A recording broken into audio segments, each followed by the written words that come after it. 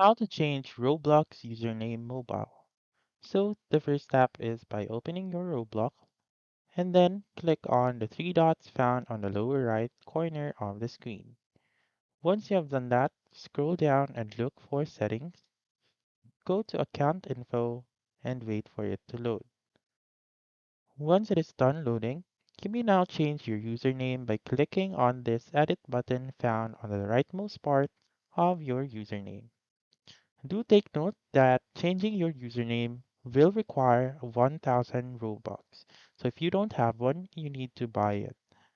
Also, you may change your display name for free. So if you don't have 1000 Robux and you still don't have a money as of now, then you may change your display name and then again click on that edit button on the rightmost part and change your display name right here. Click on save and then that's it. That's how you can change Roblox username mobile. So that's all for this video. Let me know in the comments section if this works out for you. For more helpful tutorials like this, please subscribe to our channel and don't forget to click that notification bell. Thank you for watching and have a wonderful day.